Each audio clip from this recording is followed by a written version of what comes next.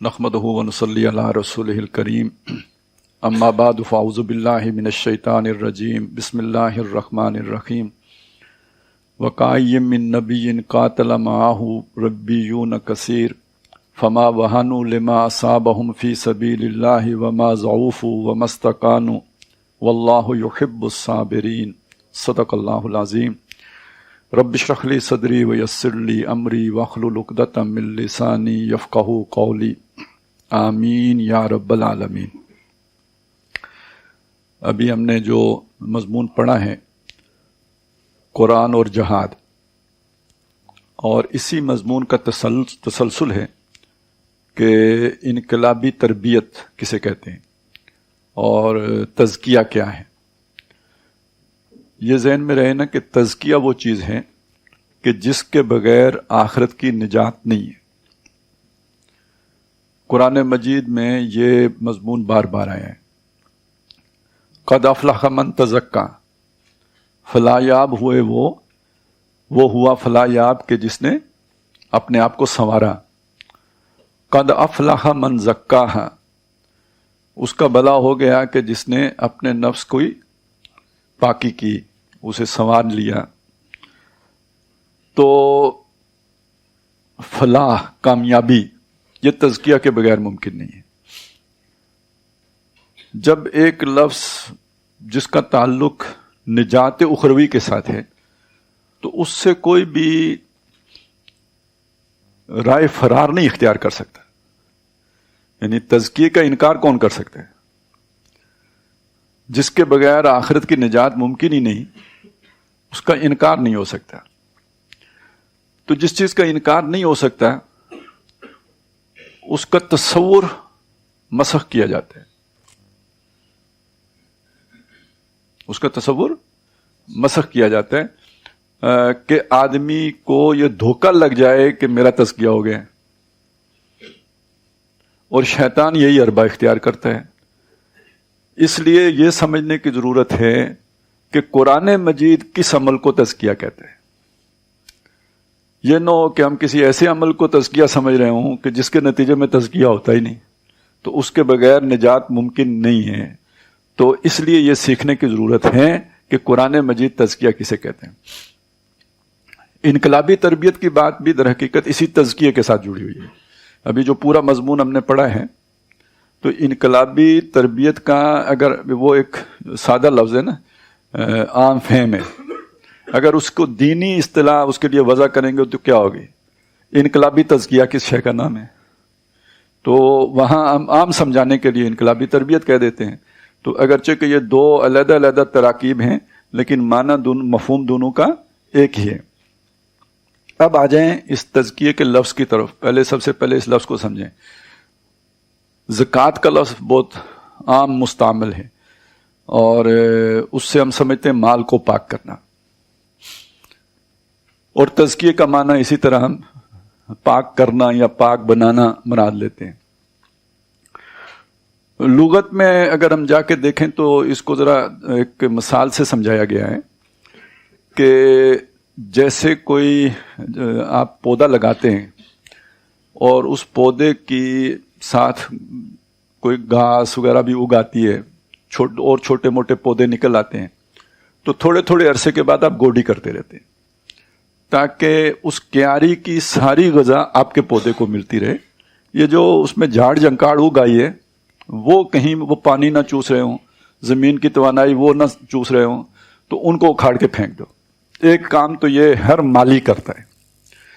और दूसरा काम ये होता है कि जो पौधा आपने लगाया, जिसको ये ताकत आप पहुंचाना चाह रहे हैं, बाज़ औक़ात वो भी गलत रुख पर उसकी बढ़ोतरी शुरू हो जाती है।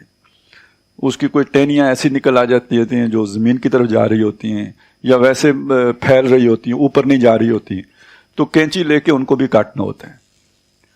असल में ये दोनों अमल जो हैं मिल के तज़किये का अमल बनता है। इस पूरी शय को सामने रखेंगे तो जो तस्वुर वाज़े होगा वो क्या है, या उसको हम अगर डिफाइन करेंगे तो कैसे करेंगे कि तज़किया एक ऐसा अमल है जो किसी शय की बढ़ोतरी की राह की रुकावटों को दूर करता है, और जो जिन ग़िज़ाओं اور توانائیوں کی اس کو ضرورت ہے وہ باہم پہنچاتے ہیں.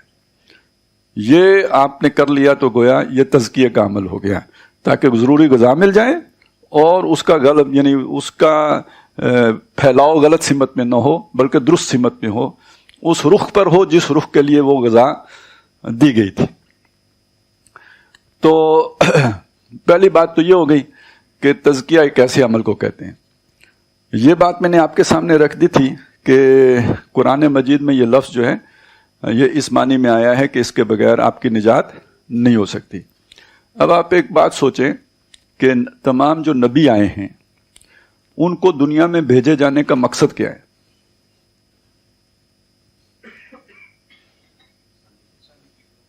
انسانیت کی فلاح, کہ وہ خسارے سے بچ جائیں, ٹوٹے سے نقصان سے بچ جائیں اور اخروی کامیابی حاصل کر لیں. اور اخروی کامیابی تزکیے کے بغیر نہیں ہو سکتی. تو کیا نبی تزکیے کا کام نہیں کریں گے؟ یعنی ان کا تو سارا کام جس چیز پر فوکس ہونا چاہیے وہ تزکیے کا کام ہونا چاہیے, جس کے بغیر انسان نجات نہیں پا سکتا. ٹھیک ہو گیا؟ لہذا یہ سمجھ لیجئے کہ انسان کو جن غذاؤں کی ضرورت ہے جس کے بغیر اس کا تزکیہ نہیں ہو سکتا, اور جن چیزوں سے پرہیز کی ضرورت ہے جن کے ہوتے ہوئے تزکیہ صحیح رخ پر نہیں ہو سکتا, اسی کو اوامر و نواہی کہتے ہیں. یہ انبیاء نے آ کے یہی سکھایا ہے تاکہ انسان کا صحیح رخ پہ ترفع ہو سکے, صحیح رخ پہ اس کی شخصیت اور اس کا کردار پروان چڑھ سکے. یہاں تک بھی ہے کہ نبی صلی اللہ علیہ وسلم, ابھی جو ہم نے آیت پڑھی تھی 4 جگہوں پہ قرآن مجید میں آئی ہے, وہاں میں نے اس کی زیادہ تشریح اسی لیے نہیں کی تھی کہ یہاں اب اس کی تشریح کرنی ہے. کہ سب سے پہلے حضرت ابراہیم علیہ السلام نے دعا مانگی. ابراہیم علیہ السلام اور اسماعیل علیہ السلام دونوں نے کہ ربنا وابعث فیہم رسولا منہم یتلو علیہم آیاتک ویعلمہم الکتاب والحکمت ویزکیہم. یہ سورہ بقرہ میں آئی کہ اے ہمارے رب ان میں مبعوث فرما, یعنی یہ جو جن کی پہلے دعا مانگی تھی کہ ہم میں سے ایک امت مسلمہ کھڑی کر, ربنا وجعلنا مسلمین لک ومن ذریتنا امۃ مسلمۃ لک وارنا مناسکنا وتب علینا انک انت التواب الرحیم. اب یہ جو امت مسلمہ ہیں, یعنی یہ امت مسلمہ عنوان کے تحت نہیں, یعنی جو تیرے فرما بردار بندے ہیں, یہ جو امیین ہیں, یہ خاص ان کا ذکر. اسماعیل علیہ السلام ہے نا ساتھ, ابراہیم علیہ السلام کے ساتھ اس موقع پہ حضرت اسحاق نہیں ہیں, حضرت اسماعیل ہیں. اور یہ بڑا پیارا انداز ہے, جو اگر قرآن مجید کو اس انداز سے آپ دیکھیں, شروع کے 4 رکوعوں میں تمہیدی بات کی ہے اور اس کے بعد بنی اسرائیل سے بات چلی ہے. یا بنی اسرائیل اذکروا نعمتی التی انعمت علیکم. 15واں رکوع جو ہے نا, اس کی پہلی 2 آیات پھر یا بنی اسرائیل اذکروا نعمتی التی انعمت علیکم وانی فضلتکم علی العالمین. اگلی آیت وہی واتقوا یوم لا تجزی نفس عن نفس شیئا. یہ کرنے کے بعد آگے ذکر آ گیا, اب اسرائیل کا ذکر ختم. وَإِذِ ابْتَلَىٰ إِبْرَاهِيمَ رَبَّهُ بِكَلِمَاتٍ. یاد کرو جب ابراہیم کو اس کے رب نے چند کلمات سے آزمایا. وہ اسرائیل کے ہی دادا ہیں نا ابراہیم, ان کا ذکر دوبارہ کیا. اور جب ان کا ذکر کیا تو پھر اس کے ساتھ جوڑ کے جو ذکر کیا وَعِدْنَا إِلَىٰ إِبْرَاهِيمَ وَإِسْمَاعِيلَ أَن طَهِّرَ بَيْتِيَ لِلطَّائِفِينَ. اب وہ بنی اسرائیل کا چیپٹر کلوز ہو گیا, اور اس کے ساتھ جو دوسری لڑی ہے حضرت ابراہیم علیہ السلام کی نسل کی, اس کا ذکر آ گیا. اور جب اس کا ذکر آ گیا تو یہ قرآن مجید کی ترتیب سامنے رکھیں تو آپ کو بات سمجھ میں آ جائے گی کہ پورا مضمون اب شفٹ ہو رہا ہے. اور جو بنی اسرائیل کے اہل علم ہیں وہ تو بات سمجھ رہے ہوں گے, کیونکہ ان کے پاس تو انہیں پہلے سے معلوم تھا کہ یہ ہونا ہے, کہ اللہ تعالیٰ کہہ رہے ہیں کہ وہ جو ابراہیم نے دعا مانگی تھی وہ دعا پورا ہونے کا وقت آ گیا ہے. اور اس میں دعا میں جو ترتیب رکھی ہے اس میں سب سے پہلے یہ ہے کہ یتلو علیہم آیاتک, یہ ان لوگوں کو تیری آیات پڑھ کے سنائے. وہ نبی جو آئے ان میں تیرے احکامات انہیں پڑھ کر سنائے. وَيُعَلِّمُهُمُ الْكِتَابَ, ان احکامات کی انہیں تعلیم بھی دے. اس کتاب میں جو احکام آئے، نماز پڑھو تو کیسے پڑھنی ہے، روزہ رکھو تو کیسے رکھنا ہے، اسی طرح جو ہے وہ حج کرنا ہے تو اس کے مناسک کیسے ادا کرنے ہیں. تو سب میں گڑبڑ ہو گئی ہے، مسخ ہو گئے ہیں، یہ عرفات جاتے ہی نہیں ہیں. تو وہ یعلمہم الکتاب، یہ کتاب کے جو یعنی جو احکام ہیں ان کی بھی تعلیم دے، ان کو کرنے کا طریقہ سکھائے. والحکمہ، اور حکمت، دانائی، اور ان احکامات کی حکمت.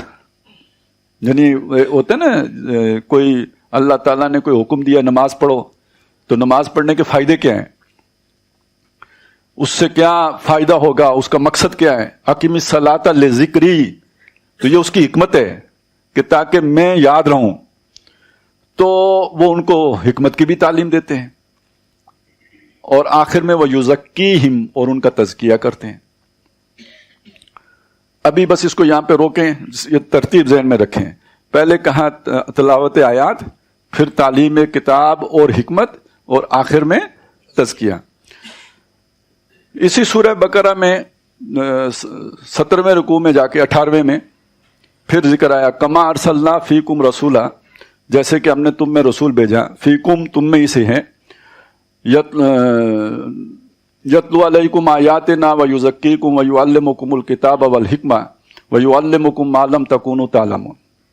یہاں وہ ساری باتیں پھر آ گئی، ترتیب بدلی ہے صرف. اب یہاں دوسرے نمبر پہ تزکیہ آ گئے، یتلو علیہم آیاتہ ویزکیہم ویعلمہم الکتاب والحکمہ. پھر سورہ آل عمران میں لقد من اللہ علی المؤمنین اذ بعث فیہم رسولا منہم یتلو علیہم آیاتہ ویزکیہم ویعلمہم الکتاب والحکمہ وان کانوا من قبل لفی ضلال مبین. تو یہاں وہ سورہ بقرہ دوسرے مقام والی ترتیب ہے، ٹھیک ہے، تلاوت آیات، تزکیہ اور تعلیم کتاب اور حکمت. پھر سورہ جمعہ میں یہ آیت آئی ہے، وَالَّذِي بَعَثَ فِي الْأُمِّيِّينَ رَسُولًا مِّنْهُمْ. اب وہ امیین نام آ گیا یہاں پہ، وہاں پہ وبس فیم تھا تو یہاں پہ امیین آ گیا، یعنی بنی اسماعیلی کے لیے. یتلو علیہم آیاتہ ویزکیہم ویعلمہم الکتاب والحکمہ، وہی سورہ آل عمران والی ترتیب. تو گویا 3 جگہوں پہ ترتیب ایک ہے جس میں تزکیہ دوسرے نمبر پر ہے، اور ایک جگہ پہ ترتیب جو ہے وہ سورہ بقرہ میں، اس میں تزکیہ سب سے آخر پہ ہے. اب اس کے جو ڈاکٹر صاحب نے اس کی جو ریزن بیان کی ہے، وجہ بیان کی ہے کہ جب دعا مانگی ابراہیم علیہ السلام اور اسماعیل علیہ السلام نے، تو انہوں نے جو ترتیب رکھی اس میں تزکیہ آخری نمبر پہ تھا. لیکن جب اس دعا کی قبولیت ہوئی ہے تو اللہ نے جو ترتیب رکھی اس میں تزکیہ دوسرے نمبر پہ رکھا، اور وہ تینوں جگہوں پہ پھر وہی نمبرنگ ہوئی ہے. تو ڈاکٹر صاحب کی رائے یہ ہے. مولانا امین حسن اصلاحی، ان کی رائے مختلف ہے. ان کی رائے یہ ہے کہ در حقیقت ان تینوں کاموں کا مقصد چونکہ تزکیہ تھا، لہذا تزکیے کو آخری یعنی جو ہے نا آخر میں لے کے آئے ابراہیم علیہ السلام، کہ تزکیہ نہیں ہو سکتا جب تک کہ یہ 3 کام نہ ہوں، تلاوت آیات، احکام، کون سے، شریعت کے احکام، اور ان کی حکمت نہ معلوم ہو. یعنی ایک ذہنی تزکیہ بھی چاہیے ہوتا ہے نا، تو وہ تو حکمت کے بغیر نہیں ہو سکتا. تو گویا یہ تینوں امور جو ہیں، تعلیم کتاب، تعلیم حکمت اور تلاوت آیات، یہ اس لیے ہیں کہ بندے کا تزکیہ ہو، اور تزکیہ ضروری ہے کہ اس کے بغیر نجات نہیں ہے. ٹھیک، ایک مضمون یہاں ہم نے یعنی ذیلی مضمون ہم نے یہاں مکمل کر لیا. اس کو بس ذہن میں رکھ لیجئے کہ مولانا امین حسن اصلاحی کی رائے میں حضور صلی اللہ علیہ وسلم کے یہ تینوں کام در حقیقت تزکیہ ہی کے لیے تھے. اور ڈاکٹر صاحب کی رائے اپنی جگہ پہ ایک حد تک بہت عمدہ رائے معلوم ہوتی ہے، لیکن اگر اس پورے سیاق و سباق کو سامنے رکھیں کہ تزکیے کے بغیر نجات نہیں ہو سکتی اور نجات کے لیے تزکیہ ضروری ہے، تو نبیوں کے بعثت کا مقصد تو ہونا ہی تزکیہ چاہیے. تو پھر ان کے سارے کام جس نقطے پر فوکس ہونے چاہیے وہ تزکیے کا کام ہے. تو اس اعتبار سے اصلاحی صاحب کی رائے زیادہ جو ہے وہ باوزن معلوم ہوتی ہے. اور اس مضمون کے ساتھ ہم آہنگ معلوم ہوتی ہے. بہرحال ہم نے سمجھا کیا؟ سمجھا یہ ہے کہ تزکیہ گویا مقاصد نبوت میں سے ہے. نبیوں نے آ کے تو تزکیہ ہی کیا ہے، اور یہ جتنا بھی کتابیں اتری ہیں، جو محنتیں ہوئی ہیں، یہ در حقیقت اسی تزکیے کے لیے تھی. اب آ جائیں اس چیز کی طرف کہ ہمارے ہاں جو کچھ تزکیے کو سمجھا گیا اس کو ایک طرف رکھ دیں کہ آپ نے کچھ اوراد کر لیے، آپ صبح اٹھے، آپ نے کچھ وظائف پڑھ لیے، آپ نے کچھ نفسیاتی ورزشیں کر لیں، تو اس سے آپ کا تزکیہ ہو جائے گا. اور بھی کچھ چیزیں ہیں، مطلب اور یہ بات صحیح ہے، آپ اگر گوشت نہیں کھائیں گے، چھوڑ دیں، پکا گوشت چھوڑ دیں، تو آپ کی سوچ میں فرق پیدا ہو جائے گا. مسئلہ صرف خنزیر کھانے کا ہی نہیں ہے، سمجھ گئے نا؟ یعنی اس خنزیر کھانے سے اگر سوچ میں گڑبڑ ہو سکتی ہے، عادت بگڑ سکتی ہے، تو جو چیزیں ہم کھا رہے ہیں ان کے بھی غلط اثرات پڑتے ہیں. اسی لیے تقریباً یہ بات تو سبھی کہتے ہیں نا، کم کھاؤ، کم کھانا، کم سونا، کم بولنا. تو یعنی یہ انسان کو صحیح رخ پہ رکھتا ہے، اس کی سوچوں میں پیورٹی لے کے آتا ہے. تو جو بات میں اصل میں کہنا چاہ رہا تھا وہ یہ مضمون دائیں بائیں نکل جاتا ہے، کیونکہ اب ویکسینیں بھی لگتی ہیں، پولیو کے قطرے بھی پلاتے ہیں، تو کچھ نہ کچھ کرنا پڑتا ہے. اور میں مطلب ان چیزوں کے حق میں اس لیے نہیں ہوں. وہ والی باتیں نہیں کہ چپ ڈال دی تو یہ کر دیا، کوئی فرق نہیں پڑتا، ڈال بھی دیں تو. وہ کوئی بندہ بچا ہوا نہیں ہے، یہ کوئی بچ سکتا ہی نہیں. اور آج کے دور میں چھپنے کا سوچنا ہی منع ہے، چھپ سکتے ہی نہیں آپ. نہ اللہ کی نگاہ سے چھپ سکتے ہیں، نہ کیمرے کی نگاہ سے چھپ سکتے ہیں. یہ آپ جو ہے نا بس ایکسپوز دیں پوری طرح. اس چکر کو چھوڑیں. مسئلہ اور ہے، مسئلہ یہ ہے کہ مشکوک غذا آپ کی سوچ میں تغیر لاتی ہے، اس مشکوک غذا سے آپ کو بچنا ہوتا ہے. تو صوفیاء نے اس معاملے میں بڑا تشدد کیا ہے، بڑی شدت پسندانہ آراء رکھی ہیں کہ مطلب گوشت کھانا ہی نہیں ہے، حالانکہ شریعت میں اس کو حلال کیا گیا ہے. اگر آپ گوشت کھانا واقعی چھوڑ دیں، 5-6 مہینے نہ کھائیں، تو آپ مطلب سوچ آپ کی ذرا ایک سطح پہ چلی جائے گی. لیکن یہ مطلوب نہیں ہے. اس دنیا میں ایک درجے کا تزکیہ مطلوب ہے، اس کے بعد اگلے درجے کا تزکیہ اللہ نے آخرت میں کرنا ہے. کم از کم 2 آیتیں تو اس وقت بھی میرے ذہن میں آ رہی ہیں کہ جس میں آخرت میں تزکیے کا ذکر ہے، بلکہ یہ ہے کہ ان کا تزکیہ اللہ آخرت میں نہیں کرے گا. سورہ آل عمران میں یہودیوں کا ذکر کہ ان الذین یشترون بعہد اللہ وایمانہم ثمنا قلیلا اولئک ما یاکلون فی بطونہم الا النار ولا یکلمہم اللہ ولا ینظر الیہم یوم القیامۃ ولا یزکیہم ولہم عذاب علیم. ٹھیک ہے کہ ان کو اللہ تعالیٰ ان کا تزکیہ نہیں کرے گا آخرت میں، اور ان کے لیے دردناک عذاب ہوگا. اور اسی طرح سورہ بقرہ میں، اصل میں یاکلون وہاں پہ ہے، سورہ بقرہ میں وہاں پہ ہے کہ ان الذین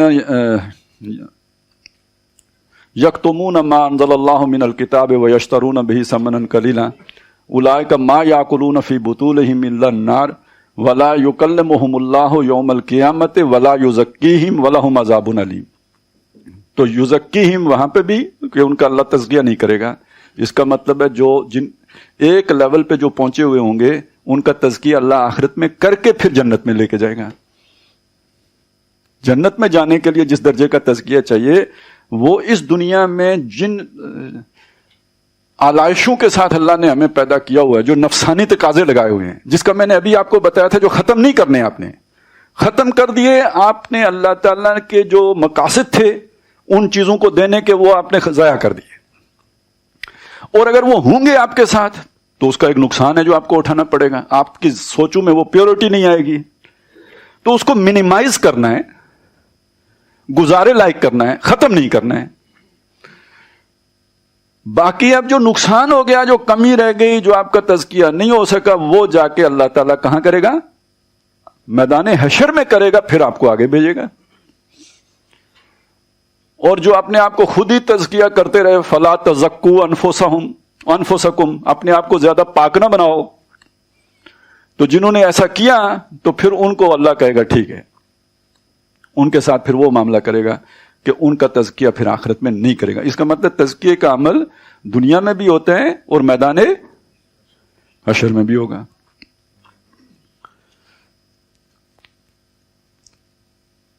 پتہ نہیں یہ بات کرنی چاہیے یا نہیں کرنی چاہیے، لیکن بہرحال حساب کتاب تو حشر میں ہونا ہے نا۔ اس سے پہلے سوچیں مرتے ہوئے بھی کتنی تکلیف ہوتی ہے،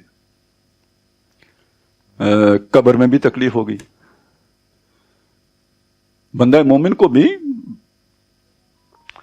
سوچنا، مطلب وہ کیا کہتے ہیں، قید تنہائی بڑی شے ہے۔ تو چلیں کوئی وقت بھی جو بھی گزرے، تھوڑا گزرے بہت گزرے، تو تکلیف تو ہے نا ایک اس میں بھی۔ اور حشر کا میدان، اور حشر کے میدان کے بارے میں یہ نہ سوچئے کہ وہ جی جیسے 23 مارچ کو پریڈ ہوئی تو سارے جمع ہوئے اور فالن ہوئی فوجیں اور سلوٹ مار کے چلے گئے، ایسا نہیں ہے۔ ہو سکتا ہے کہ حشر کے میدان کا دورانیہ آدم علیہ السلام سے لے کے تا صبح قیامت تک کے وقت پر محیط ہو۔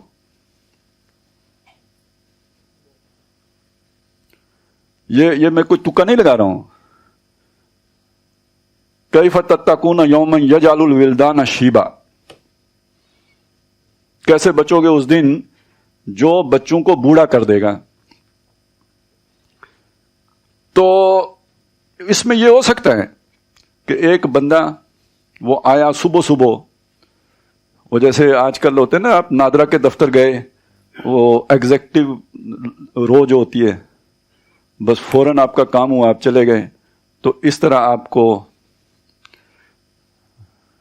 جو کیمپ جنت ہے، آسمان والی جنت نہیں، ادھر ہی حشر کے میدان میں جو جنت ہے، آپ کو اس میں بھیج دیا گیا۔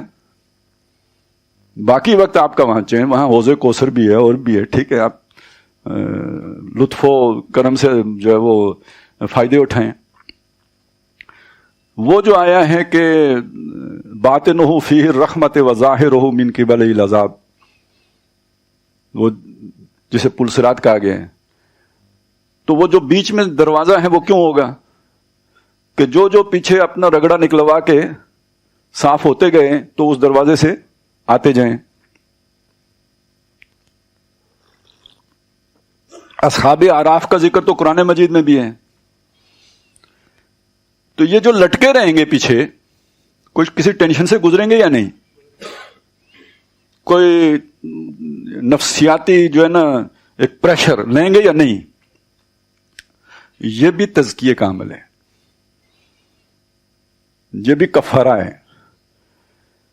اور جو اگر حشر کے میدان میں زیادہ وقت رہے گا تو وہ سورج اگر سوا نیزے پہ ہے، چلیں مطلب تمازت اور حدت سورج کی تو ہوگی نا، وہ برداشت کر رہا ہے، تو یہ سارا کفارہ ہے جو اس کا ادا ہو رہا ہے، اس کا تزکیہ ہے۔ تو یعنی یہ عمل دنیا سے شروع ہو کے تو آخرت تک چلا جائے گا۔ بالآخر جو ہے وہ آپ چلے گئے قریب والی جنت میں، اور جب وہ پورا دن کلوز ہو گیا تو دوزخ والے دوزخ چلے گئے اور وہ جنت والے اونچی جنتوں میں چلے گئے۔ وہ کیا جنتیں ان کا یہاں پہ ہوئی، وہ یہاں نزل والی ہیں، وہ اصل ضیافت والی تو بعد میں آنی ہے۔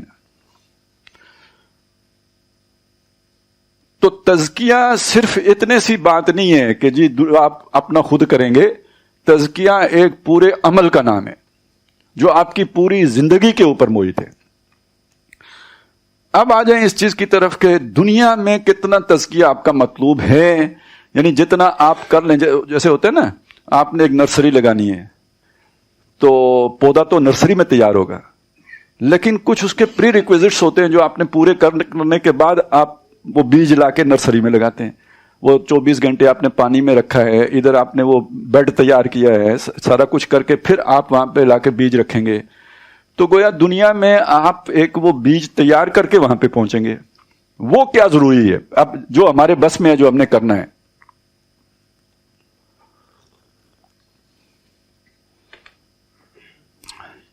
اس میں سب سے اہم تر شے ہے، پہلی ایمان، یقین محکم. ابھی جو ہم نے پڑھا تھا نا، وہ ایمان جس کے ساتھ شک کا کانٹا نہ ہو، وہ ایمان جو یقین کی دولت سے مالا مال ہو. ہمارا جو اس وقت بہت بڑی ایک غلط فہمی ہے، مغالطہ ہے، ہمارے دینی تحریکوں کے قائدین کو ہے، وہ یہ ہے کہ ہم مسلمان معاشرہ ہیں تو ایمان ہمارے اندر ہے. مسلمان معاشرہ ہونے والا جملہ بالکل ٹھیک ہے، لیکن ایمان ہمارے اندر ہو تو ہمارے عمل کافروں جیسے نہ ہو. وضع میں تم و نصارا تو تمدن میں ہنود، یہ مسلمان ہیں کہ جنہیں دیکھ کے شرمائیں یہود. ایمان اگر ہو تو جھوٹ تو نہیں ساتھ شامل ہو سکتا نا. ایمان اگر ہو تو ساتھ بددیانتی تو نہیں شامل ہو سکتی. ایمان اگر ہو تو ساتھ دھوکے بازی نہیں شامل ہو سکتی. جس شے کو آپ کرپشن کہتے ہیں، دین میں اسے کیا کہیں گے؟ لا ایمان لمن لا امانت لہ ولا دین لمن لا عہد لہ. یہ دو چیزیں ہیں جو کرپشن کی بنیاد ہیں. جو آپ کا ایگریمنٹ ہے، جو آپ کا کانٹریکٹ ہے، جو آپ کا معاہدہ ہے، جو آپ کا حلف ہے، جس آئین کی پاسداری کی آپ نے قسمیں کھائی ہیں، اس کا عہد توڑے بغیر آپ کرپٹ ہو نہیں سکتے.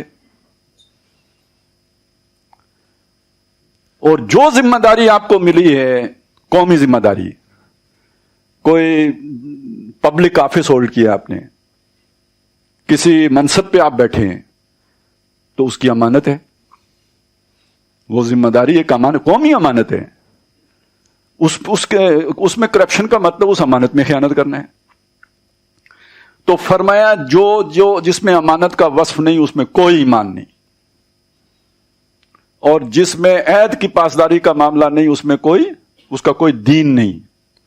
اب بتائیں، اس معیار پر رکھ کر دیکھیں نا، ہم مسلمان ہیں. قانونی وہ ہم نے جو پڑھا اس کے اعتبار سے پکے مسلمان ہیں، لیکن حقیقت کے اعتبار سے اگر دیکھیں تو ہمیں اس ایمان کی تو ہوا بھی نہیں لگی، اس سے تو بالکل محروم ہیں.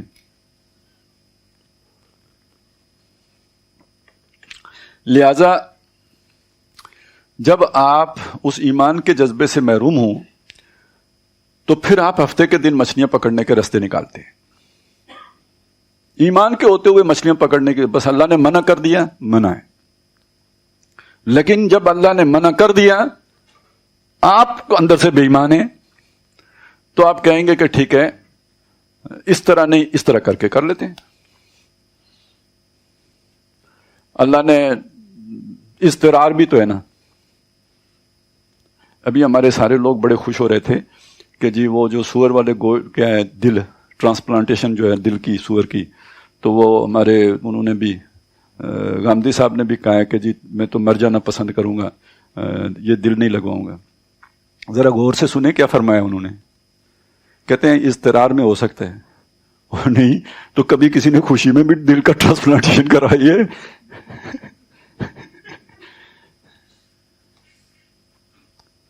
تو اضطرار یعنی انہوں نے اصل میں بڑے سلیقے سے اس کا جواز کا فتویٰ دے دیا ہے. خیر چلیں چھوڑیں وہ بات، وہ دوسری طرف نکل گئی. پھر بندہ یوں کر لیتا ہے، ٹوسٹ کرتا ہے بات کو. وہ یہ ان کا نام آ گیا بیچ میں، سب ایسا ہی کرتے ہیں. اور تو اور اب کوئی کیا سوچے تو کیا کرے کہ فوجی کی ذمہ داری جو ہے وہ جان دینا یا لینا تو نہیں ہے. اس کو ہمارے ہاں محاورے میں کہتے تھے خوئے بدرا بہانہ بسیار. جب آپ ہڈ حرام ہو جائیں پھر آپ کے پاس کنتیں بہت ہوتی ہیں، اس طرح کر کے اس طرح کر کے جان چھڑانے کی. تو ہم نے دین کے معاملے میں پھر یہی کہ ایمان نہیں ہوگا تو یہی ہوگا. تو اب ہمارے ہاں ایسی جماعتیں ہیں، ایسے لوگ ہیں جو کہتے ہیں جی یہ سب لوگ چاہتے ہیں اسلام آ جائے. بالکل چاہتے ہیں، مجھے پتہ ہے چاہتے ہیں، لیکن ان میں سے کوئی بھی انگلی کٹوانے کے لیے بھی تیار نہیں ہے اسلام کی خاطر.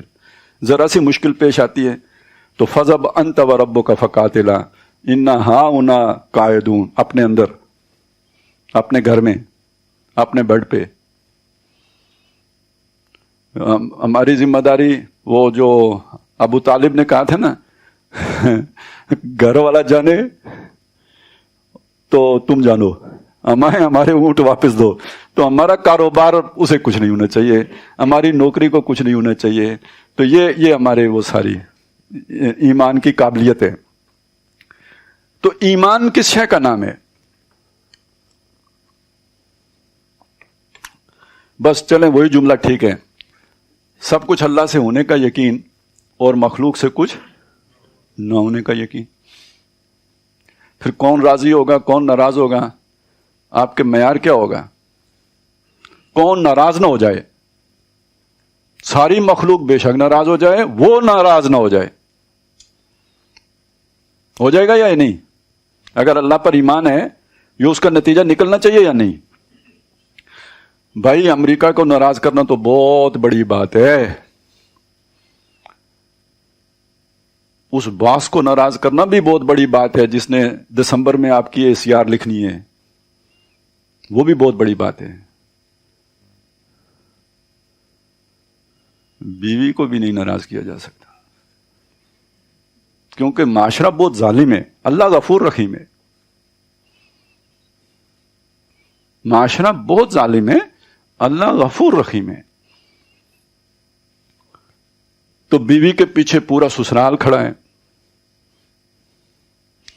اس کی طرف سے جو مطالبہ آیا جائز ہے یا ناجائز ہے وہ بائی ہک اور بائی کروک پورا کرنا پڑے گا.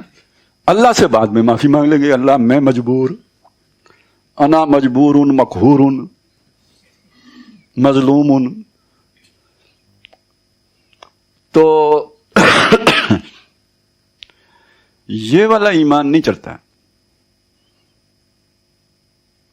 کہ سارے خفا ہو جائیں، سارے چھوڑ دیں، بے شک چھوڑ دیں، میں اکیلا رہ جاؤں، لیکن یہ کہ اللہ کو ناراض نہ کروں. تب ثابت ہوا کہ ایمان ہے. تو پہلا تقاضا تو ایمان ہے. اس ایمان اور تزکیے کو قرآن مجید میں مترادف استعمال کیا گیا ہے. یعنی جیسے یہ کہا نا قد افلح من تزکا، ایسے ہی کہا قد افلح المومنون.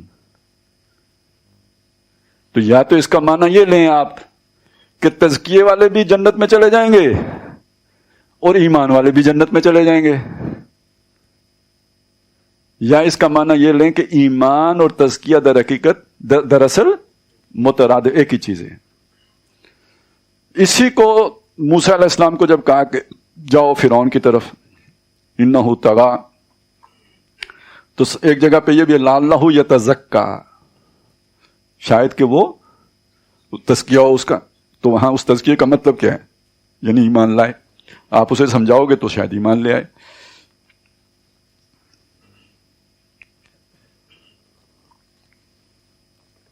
تو پہلی شے ایمان. تزکیے کا گویا دیکھیے نبیوں نے، میں نے کہا نبیوں کا فوکس کس چیز پہ ہے؟ تزکیے پہ. تو ان کی پہلی دعوت کیا ہے؟ یا ایھا الناس. وہ تو سارے انسانوں سے ایک ہی مطالبہ ہے، اللہ کی بندگی اختیار کرو. اور میں اصل میں سورہ حج کے آخری رکوع آپ کے سامنے رکھنا چاہ رہا تھا. ضرب مثل فاستمعوا، ایک مثال بیان کی جاتی ہے، اسے ذرا کان لگا کے سننا.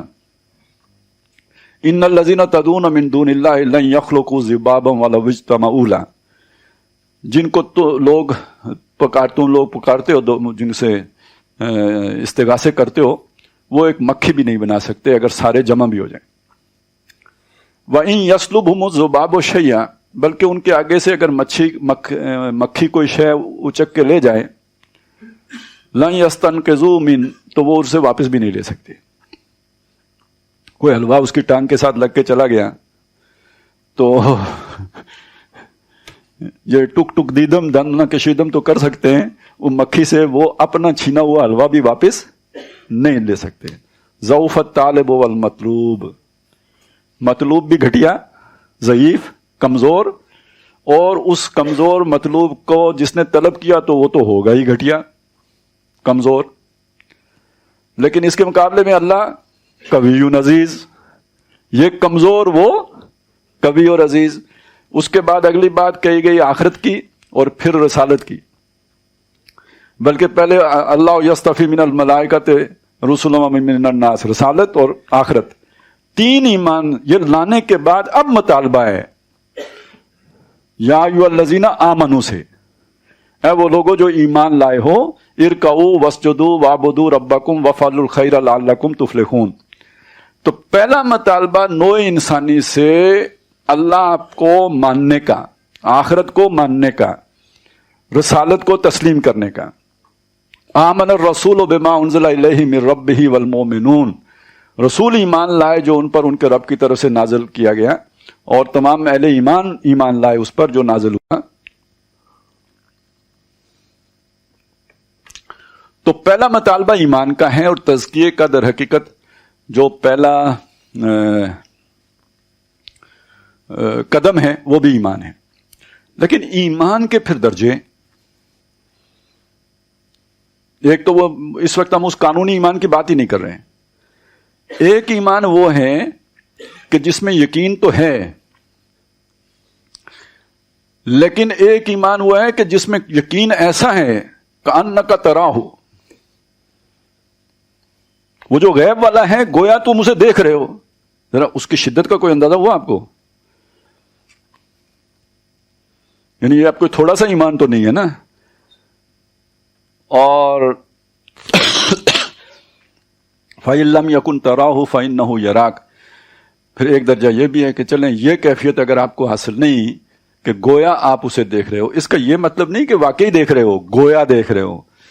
اور گویا دیکھنے کا مطلب یہ ہے کہ جیسے کوئی کسی کو دیکھ رہا ہو، اپنے باس کو، تو وہ اپنا کام کتنی خوبصورتی سے کرے گا. یعنی تم نماز اتنے احسن طریقے سے پڑھو، تم کام اتنے بہترین طریقے سے کرو، گویا تم اسے دیکھ رہے ہو. اور اگر یہ نہیں تو کم از کم یہ یقین تو ہو نا کہ وہ تمہیں دیکھ رہا ہے. تو یہ ایمان حسن والا ایمان ہے، احسان، درجہ احسان والا ایمان ہے.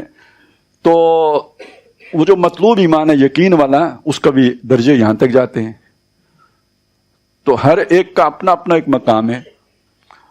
اور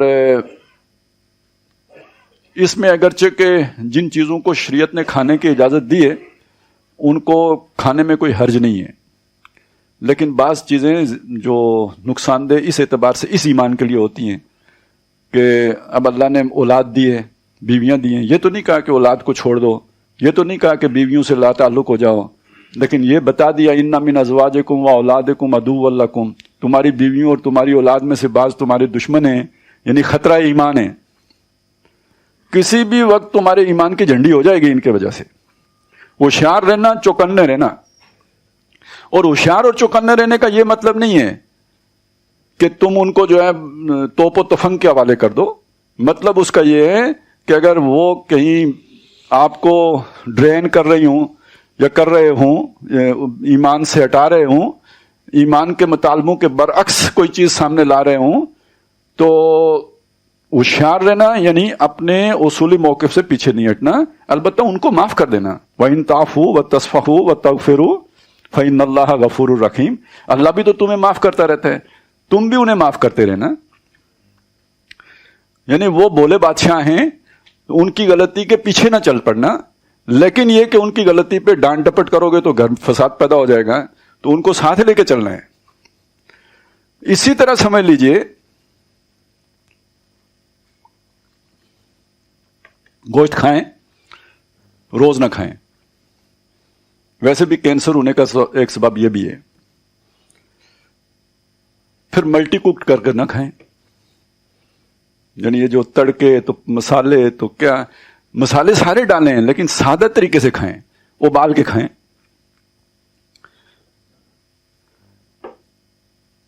اور غذائیں جو ہیں وہ جسے کہتے ہیں کم کھانا بہرحال ایک اہم کام ہے اس ایمان کی حفاظت کی خاطر، اور اس کے وہ جو کیفیات ہیں ان کی بڑھوتری کی خاطر کم کھانا ایک اہم بات ہے.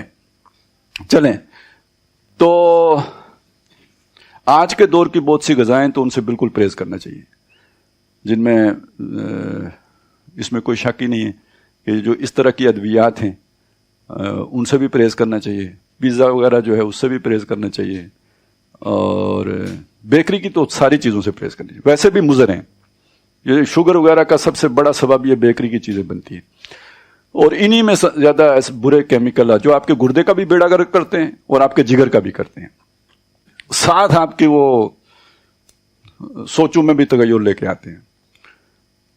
اس لیے یعنی جہاں اور آپ نے اوراد اور ورد نہ کریں، لیکن یہ والا پرہیز کرنے کی ضرورت رہے گی.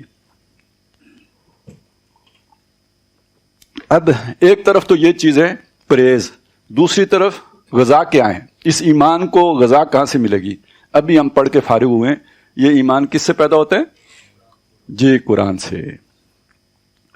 لیکن قرآن سے پیدا کیسے ہوگا؟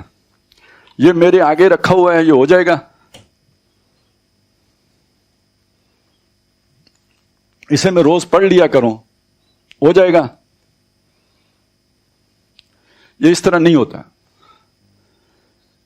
وہ دعا یاد کریں، وہ جو اختتام پہ آتی ہے، وَارْحَمْنَا بِالْقُرْآنِ الْعَظِيمِ وَاجْعَلْهُ لَنَا إِمَامًا وَنُورًا وَهُدًى وَرَحْمَةً. امام بنائیں، نور بنائیں، ہدایت بنائیں. ہر وقت یہ آپ کے سامنے رہے، بایمانہ سامنے رہے کہ آپ اسے فالو کر رہے ہوں، آپ اس کے پیچھے چل رہے ہوں. اور ویسے یہ کتابی صورت میں بعد میں دستیاب ہوا ہے. یہ جبریل امین نے محمد رسول اللہ صلی اللہ علیہ وسلم کے قلب مبارک پہ اتارا ہے. اور حضور صلی اللہ علیہ وسلم سے بھی صحابہ جو سیکھتے تھے، تو ٹھیک ہے اسے کوئی چھالوں پہ بھی محفوظ کرتے تھے، پتوں پہ بھی کرتے تھے، لیکن یہ کہ ایک بندے کا اپنا قرآن تو وہی ہوتا تھا جو اسے یاد ہوتا تھا. کیا خیال ہے؟ اسی لیے حضور نے فرمایا نا، یہ بھی ہم نے اس کو اور ہی معنی دے دیے کہ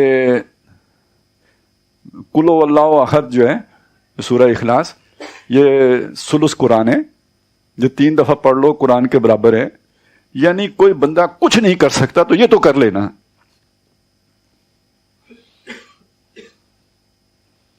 یہ ویسے ہی بات ہے، بلغوا انی ولو آیاتن، میری جانب سے پہنچاؤ، چلو ایک آیت تو پہنچاؤ. تو اگر اور کچھ نہیں ہوتا تو اتنا تو کرو کہ اللہ نے آپ کے لیے سہولت دی ہے. اگر کسی کو پڑھنا نہیں ہے تو وہ اس نے نہیں پڑھا، بوڑھا ہو گیا اب نہیں پڑھ سکتا، تو سورہ اخلاص ہی پڑھتا رہے. وظیفہ اس کا بناؤ. اور جن کو اللہ تعالیٰ نے ذہن دیے ہیں، جو یاد کر سکتے ہیں، اور یہ ویسے تو اللہ تعالیٰ ہی ذہن میں ڈالتے ہیں، جب آدمی چاہے یاد کر سکتے ہیں، تو وہ زیادہ سے زیادہ یاد کریں. اصل میں تو قرآن مجید آپ پہ اترتا وہی ہے جو آپ نے یاد کیا ہوتا ہے. اثر چھوڑتا ہے جو آپ تلاوت کرتے ہیں وہ بھی، لیکن جو آپ کے اندر میں وہ تبدیلی لے کے آتا ہے نا، وہ وہی ہوتا ہے جو آپ نے یاد کیا ہوتا ہے. تو اسے یاد کریں، پھر دیکھیں ایمان بڑھتا ہے یا نہیں بڑھتا، پھر دیکھیں نا اس کی برکات جو ہے نا ظاہر ہوتی ہیں یا نہیں ہوتی. اور یاد کر کے چھوڑ نہ دیں. پھر یہ کہ اس کے لیے اچھا یہ بھی روایتی سی بات ہو گئی ہے کہ جناب آپ سوئیں گے تو صبح سحری کے وقت اٹھیں گے تو پھر تہجد پڑھیں گے. بھئی رات میں اللہ کے نبی صلی اللہ علیہ وسلم نے چھوٹ دی ہے، کسی بھی پیر آپ نے 2 نفل پڑھ لیے، گویا آپ نے ساری رات عبادت کی ہے. لیکن روح کے ساتھ پڑھیں. ان 6 رکعتوں، اس 12 رکعتوں کے مقابلے میں جس میں آپ نے گنتی پوری کی ہے، آپ 2 ہی پڑھیں. جو آپ کو سہولت ہے اس وقت پڑھ لیں، لیکن پڑھیں دل لگا کے. اور نفل تو پڑھیں ہی تب جب آپ کا دل لگے.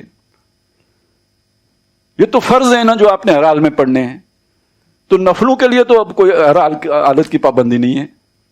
ابھی نیند آ رہی ہے عشاء کے بس ہو جائیں, جب آنکھ رات کو کھلے تو اٹھ کے کر لیں. تو اس اعتبار سے ان ناشیت اللیل ہی اشد وطئا واقوم قیلا, تو اس کو سامنے رکھیں. تو قرآن مجید جو منبع ایمان ہے, یہ ایمان کی بڑھوتری کا جو ذریعہ ہے, اس سے استفادے کا یہ طریقہ ہوگا. اس میں یہ بات بھی ذہن میں رکھیں جو سورہ واقعہ میں آئی ہے, لا یمسہ الا المطہرون, اس کو مس نہیں کر سکتے مگر وہ جو پاک ہوں. اس کے یہ معنی بھی کیے گئے کہ وضو کیے بغیر نہ ہاتھ لگاؤ, ٹھیک ہے, یہ ایک معنی ہے. لیکن اس کے یہ معنی بھی کیے گئے ہیں کہ نیت صاف نہ ہو تو یہ اپنے مضامین نہیں کھولتا. اور نیت, سب سے بڑی نیت کی خرابی کیا ہوتی ہے کہ میں نے پہلے سے ایک مضمون سوچا ہوا ہے, اس کے لیے میں قرآن مجید سے جو ہے وہ مطلب کی آیتیں ڈھونڈوں گا, موضوعی مطالعہ. تو یہ نیت کی خرابی ہے. یہ قرآن سے میں ہدایت لینے نہیں گیا ہوں, جو میں نے طے کیا ہوا ہے اس کے لیے میں دلائل اکٹھے کرنے گیا. امام بنانے نہیں گیا ہوں, اس کو اپنے پیچھے لگانے گیا ہوں. تو یہ قرآن کے پاس جائیں, یہ سب سے بڑے حکیم کے پاس جا رہے ہیں نا, الحکیم کا کلام ہے, تو اس کے آداب ملحوظ رہنے چاہیے. یہ گستاخی تو وہاں پہ برداشت نہیں ہوگی کہ آپ اسے اپنے مقاصد کے لیے استعمال کریں. تو بالکل جھک کے, عاجز ہو کے اور خشیت کے ساتھ زانو تلمذ اس کے سامنے طے کریں. قرآن مجید مضامین کھولتے ہیں. آپ کو یہ بالکل جھوٹ ہے کہ جی قرآن پڑھنے سے بندہ گمراہ ہو جاتا ہے, اس سے بڑا گستاخانہ کلمہ کوئی نہیں ہو سکتا. گمراہ وہ ہوگا, خود قرآن کہتا ہے یضل بہ کثیرا و یہدی بہ کثیرا وما یضل بہ الا الفاسقین الذین ینقضون عہد اللہ من بعد میثاقہ ویقطعون ما امر اللہ بہ ان یوصل ویفسدون فی الارض. جن میں یہ خرابیاں ہیں ان کو گمراہ کرتا ہے. اور میں نے پہلے کہا تھا جن کی نیت خراب ہوگی تو وہ ٹویسٹ کرے گا, تو وہ گمراہ ہوگا نا. تو اس نیت کو ٹھیک کرنے کی ضرورت ہے کہ اسے امام مان کر اس کے پاس جایا جائے. خیر یہ خود ایک کافی تفصیل طلب بھی ہو سکتا ہے, اس سے بھی زیادہ میں اب آگے بڑھنا چاہتا ہوں کہ ایمان قرآن کے ذریعے سے, یعنی تزکیہ ایمان ہے اور وہ قرآن کے ذریعے سے ہوگا. یہ اب بات سم آ گئی نا, یتلو علیہم آیاتہ ویزکیہم.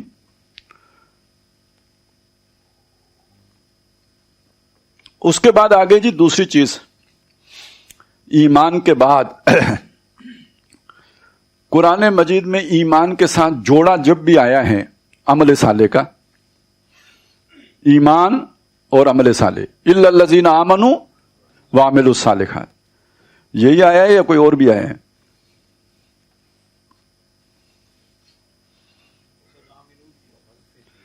نہیں, انفقوا بھی ہے. کس نے کہا انفقوا؟ ہاں جی, آمنوا باللہ ورسولہ وانفقوا مما جعلکم مستخلفین فی. ٹھیک ہے, ایک جگہ پہ انفقوا یعنی انفاق کرو, خرچ کرو, وہ بھی آ گیا. کچھ اور بھی آئے ہیں؟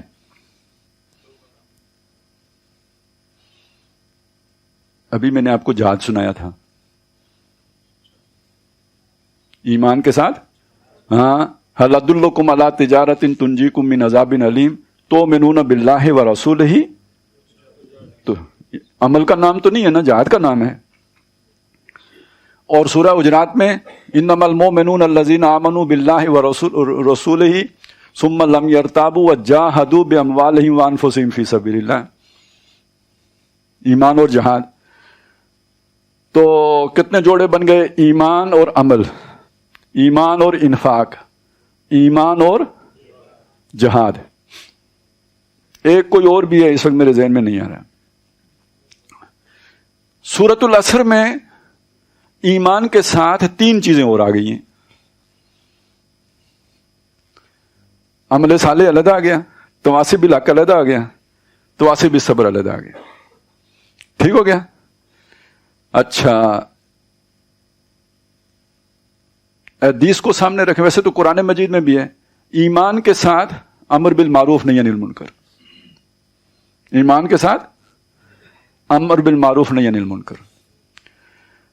तो ये 5 हो गए, ईमान और अमल, ईमान और इन्फाक, ईमान और जहाद, ईमान और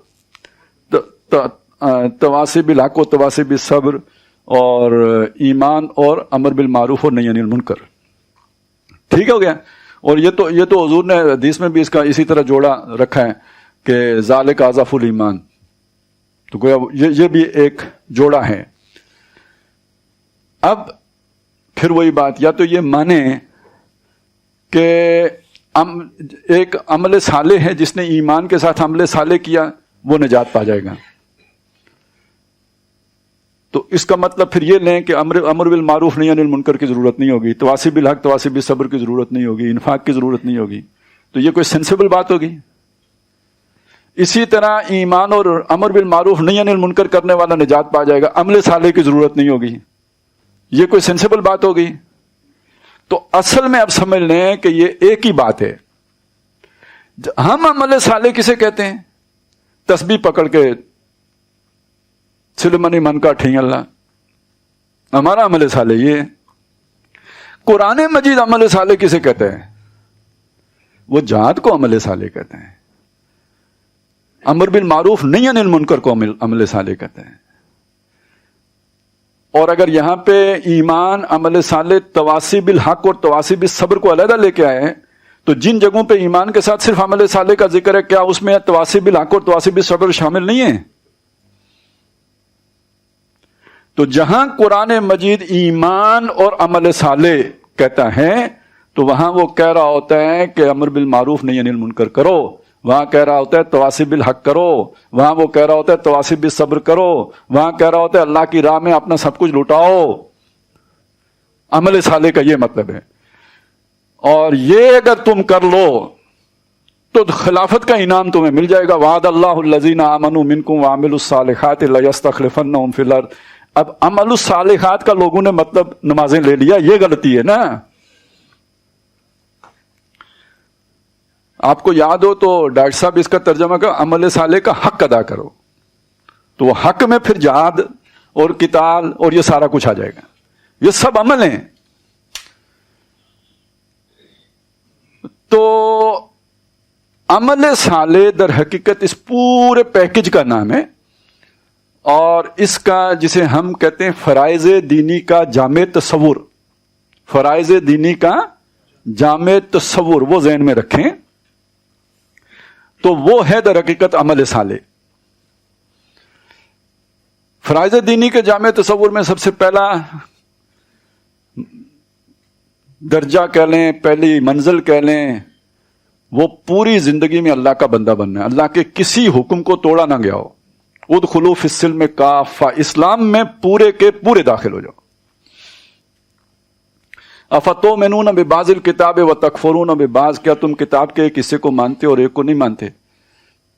यानी जिन आधे पर अमल करते हो आधे पे अमल नहीं करते। फमा जज़ाउ मन यफ़अलु ज़ालिका मिनकुम इल्ला खिज़्युन फ़िल हयातिद दुनिया व यौमल क़ियामति युरद्दूना इला अशद्दिल अज़ाब व मल्लाहु बिगाफ़िलिन अम्मा तामलून।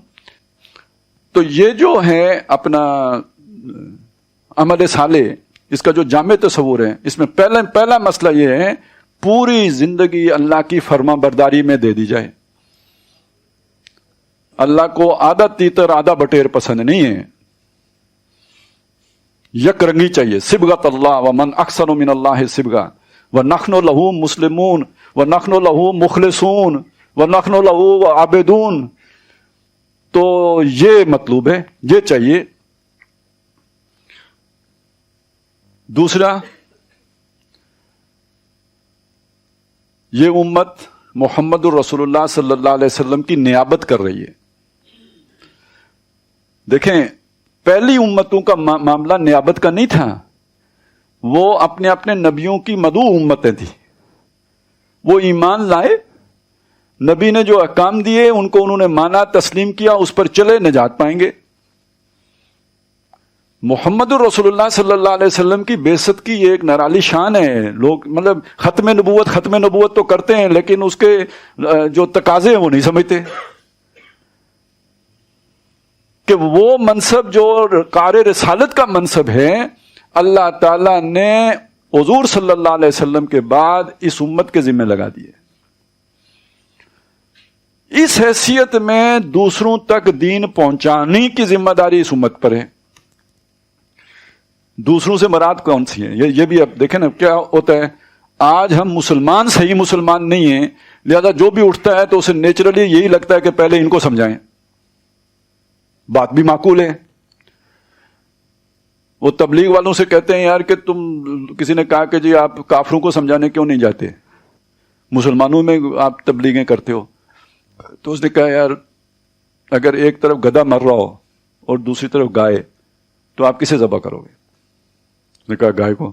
تو انہوں نے کہا مسلمان اور کافر کے عمل میں کوئی فرق نہیں ہے تو مجھے کس کے پاس جانا چاہیے؟ مثال ٹھیک ہے یا غلط ہے لیکن اتنی بات تو سمجھ میں آ گئی نا. آج کردار کے اعتبار سے مسلمان بری حالت میں ہیں کافروں سے، ان پر دین کی حجت کیسے قائم کریں گے؟ اور یہ ذمہ داری ہے ان کی، شہادت علی الناس کی ذمہ داری، لوگوں پر حجت قائم کر دینا، اتمام حجت کی ذمہ داری، قطع عذر کی ذمہ داری. یعنی قطع عذر کا مطلب کیا ہے؟ عذر پیش کرنا ہے بش نے جا کے اللہ کے آگے کہ مجھے نہیں پتا تھا کہ حق کیا ہے. مودی نے بھی کرنا ہے، وہاں تو فرعون بھی کرے گا، ابو جہل بھی کرے گا. تو فرعون کے مقابلے میں موسیٰ علیہ السلام کھڑے ہوں گے نا، میں نے پہنچایا تھا. تو حجت قائم ہو گئی اس کے اوپر، کیس ثابت ہو گیا، اس کا عذر منقطع ہو گیا. اور ابو جہل جب کھڑا ہوگا تو محمد رسول اللہ کھڑے ہوں گے کہ اللہ سے پوچھو آندھی والا دن جب اس کے دروازے پہ دستک ہوئی اور اس نے اپنے گھر والوں سے کہا کہ کوئی بڑا ضرورت مند آیا ہے، اس حال میں کسی نے نہیں آنا تھا، خدا کی قسم جو مانگے گا دوں گا. تو کوئی روٹی مانگنے نہیں آیا ہوا تھا اس کے دروازے پر، کوئی اپنی ضرورت کے لیے نہیں آیا ہوا تھا، اس بدبخت کو اس کی آخرت بچانے کے لیے دعوت دینے آیا ہوا تھا. اس نے میری بات نہیں سنی انسنی کر دی. تو حجت کس پر قائم ہوئی؟ ابو جہل پر. قطع عذر کس کا ہوا؟ ابو جہل کا. اب یہ بتائیے نا کہ اگر وہاں پہ بش کھڑا ہو کے بھی یہی بات کرے کہ مجھے تو پتہ نہیں تھا، تو کسی مش نے اس کو بتایا؟ ادھر سے کون کھڑا ہوگا؟ اور کوئی مودی کھڑا ہو تو ہم یہ تو مطلب پتلے جلانے والا تو عذر پیش کر سکتے ہیں وہاں پہ کہ اس مودی سے پوچھو ہم نے اس کا پتلا نہیں جلایا تھا. اس کو سمجھ آ جانی چاہیے تھی نا کہ بھائی میں ٹھیک نہیں ہوں اس لیے مسلمان میرا پتلا جلا رہے ہیں. اس طرح حجت قائم کرتے ہیں.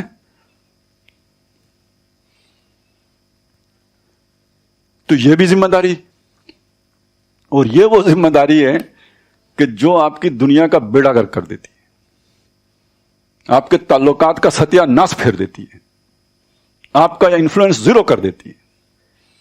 جو آپ کو صادق اور امین کہہ رہے ہوتے ہیں وہ آپ کو کذاب کہنے لگ پڑتے ہیں.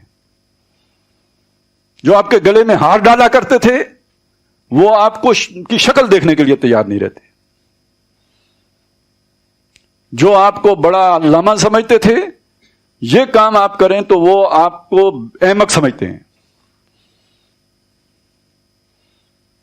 اور یہ ہوتا ہے، اور یہ ہم افورڈ نہیں کر سکتے. تو یہ انفاق میں تعلق قربان کرنا بھی ہے، صرف پیسہ لگانا ہی تو نہیں ہے. انفاق میں جو ہے آپ اپنا ACR خراب کرنا نہ بھی لکھ لیں، شامل کر لیں. تو ویسے کون سی بات اچھی لگے گی؟ یہ جو میں نے کہی ہے یہ تو اچھی نہیں لگتی نا. اور جو وائز کہے گا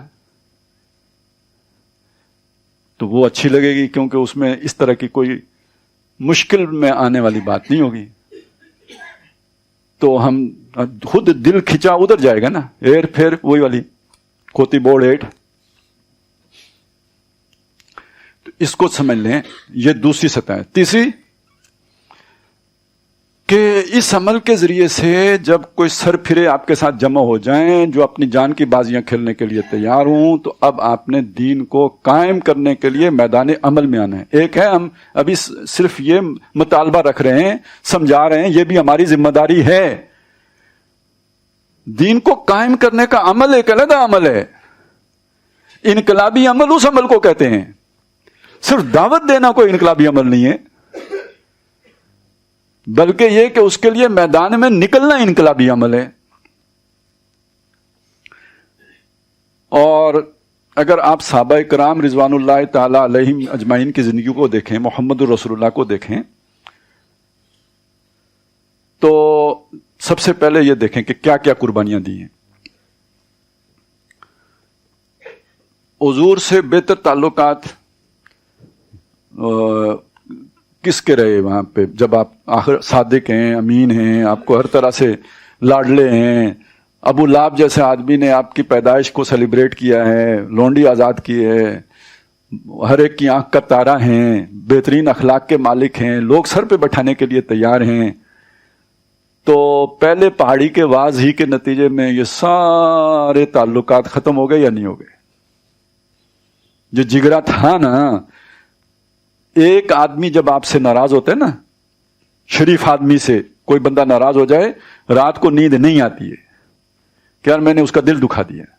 ٹھیک ہے میں حق پر تھا جو بھی ہے، لیکن اس کو نہیں سمجھ میں نے کر دیا.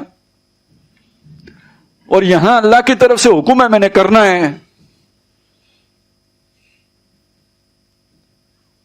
پھر باتیں سن کے دل رنجیدہ نہیں ہوتا. وَلَقَدْ نَعْلَمُ أَنَّكَ يَضِيقُ صَدْرُكَ بِمَا يَقُولُونَ. اور باتیں بھی کیسی کیسی، کذاب تک بھی کہا. پھر تشدد ساتھیوں پر. وہ حضرت مصعب بن عمیر کو دیکھ کے جو نبی جو ہے آنکھیں آنسو ضبط نہ کر سکیں کہ یہ کیا ناز و نوم میں اس کی زندگی تھی اور اب کس درویشی کو پہنچا ہوا ہے، وہ بلال کو دیکھ کے، خباب ابن الارض کو دیکھ کے اس کے دل پر کچھ نہیں بیتی ہوگی.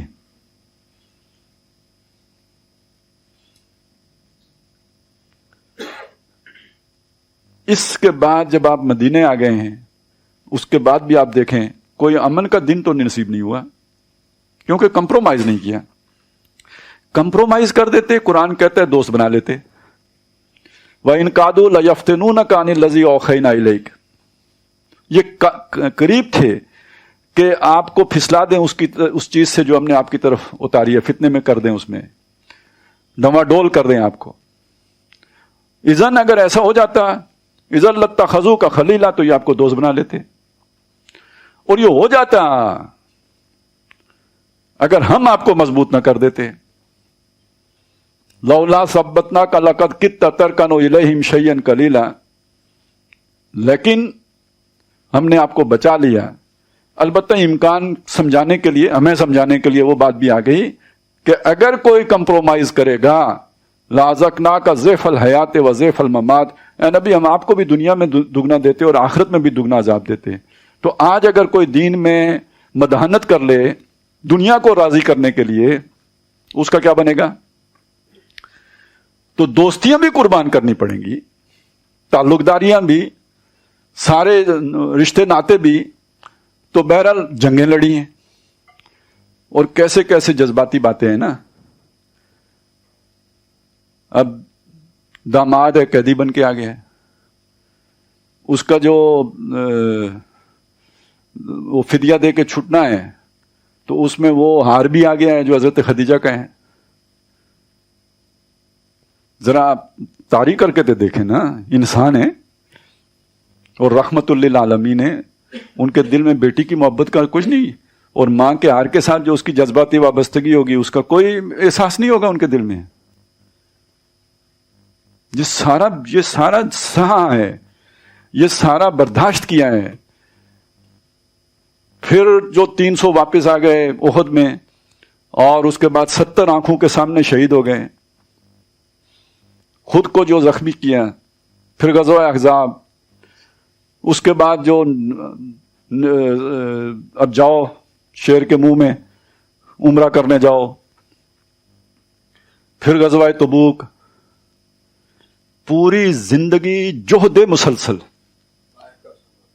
طائف کا سفر، پوری زندگی جہد مسلسل.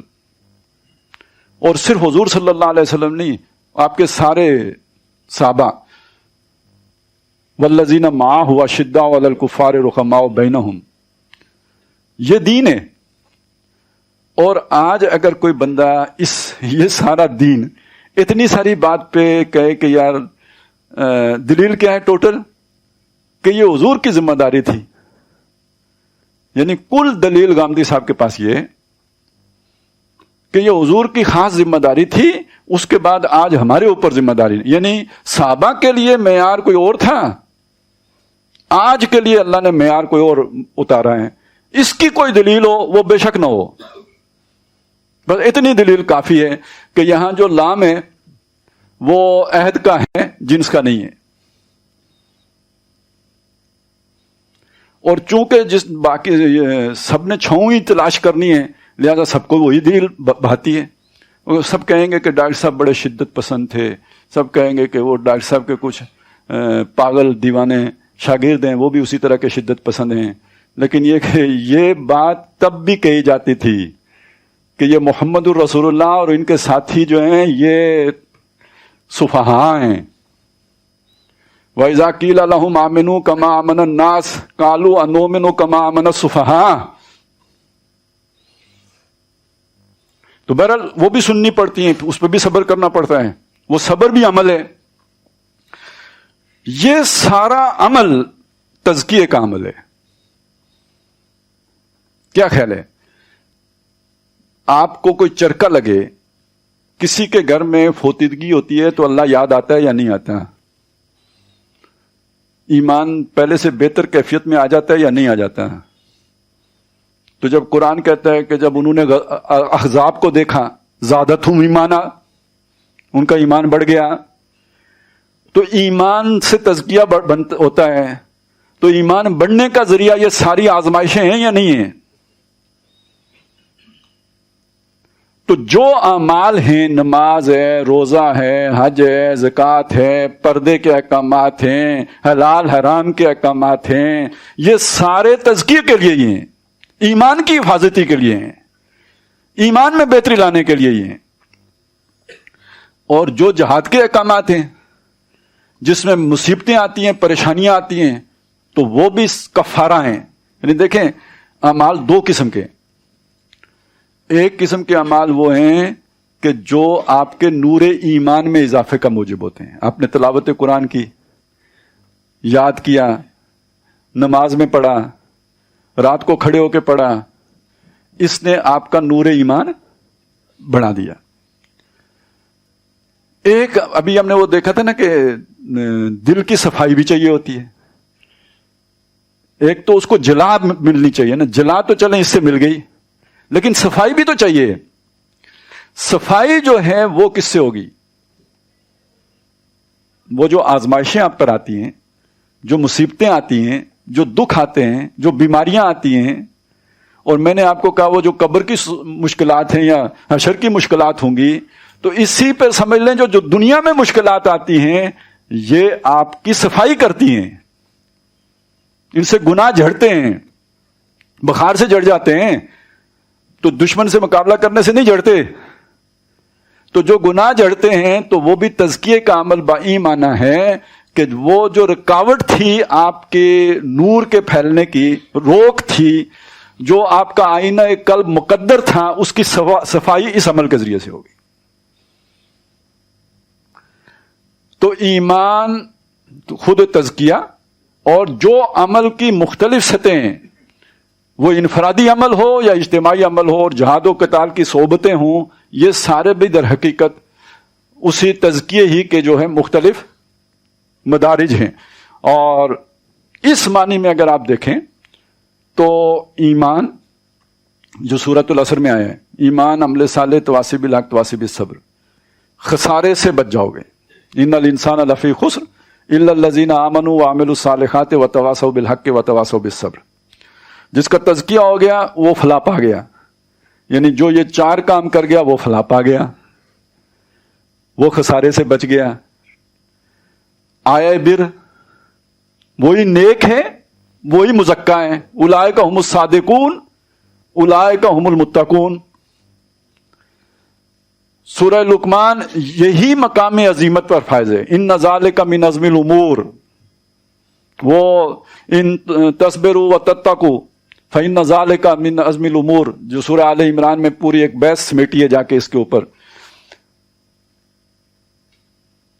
फिर आगे आप चलें, जो मकाम वलायत है, अब वो जो ईमान की शिद्दत है वहां यूं समझे कि अपने आखिरी दर्जे को पहुंच गई है ना, इसलिए वहां तो फिर अब ततनज़्ज़लु अलैहिमुल मलाइकतु अल्ला तखाफू वला तहज़नु वअबशिरू बिल जन्नति अल्लती कुंतुम तुअदून। तो ये आपका पूरा मुंतखब निसाब जो है, ये दर हकीकत तज़किये ही का के मुख्तलिफ पहलू हैं कि जिनको उजागर कर रहा है। या इसे आप यूं कह लें कि जो जहाद फी सबीलिल्लाह के मुख्तलिफ मदारिज हैं या मुख्तलिफ सतह हैं, ये जहाद फी सबीलिल्लाह ही दर हकीकत तज़किये का दूसरा उन्वान है। तो ईमान और तज़किया कहें, ईमान और अमल कहें, ईमान और जहाद कहें, ईमान और इन्फाक कहें, बात एक ही होगी। अब आ जाए खास तौर पर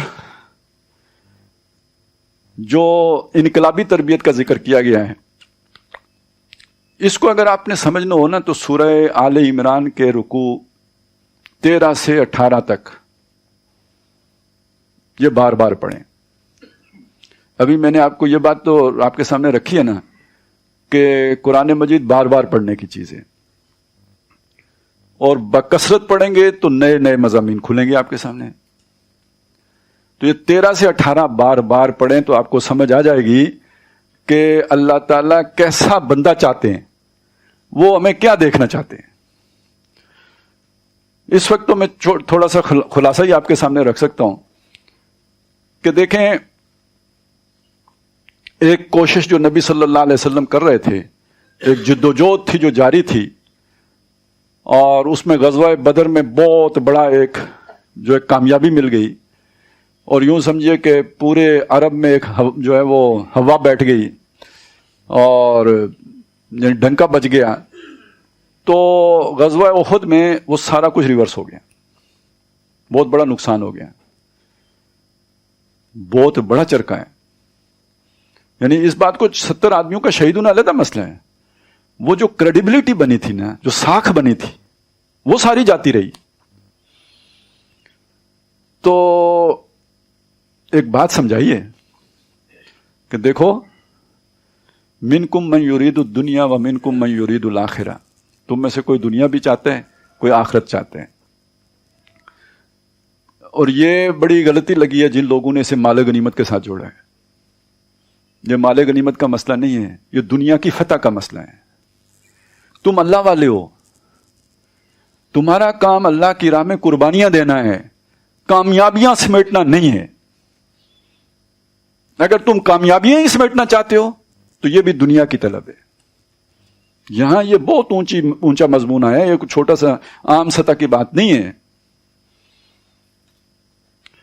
बाकी वो जो खैर वो इमरान खान के जिम्मे पड़ गया था कि उसने कहा जी वो लूट मार करने चले गए थे, ये तो अब क्या करे, कई मुफस्सरीन ने लिखा हुआ है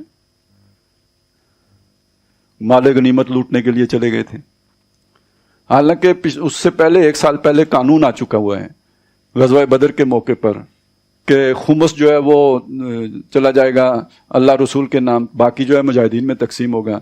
उसमें भी जो है ना वो जो प्यादा होगा उसका इकेरा हिस्सा होगा, जो सवार होगा उसका दोहरा हिस्सा होगा। तो उसमें कोई कैसे लूटेगा, वो बात ही नहीं।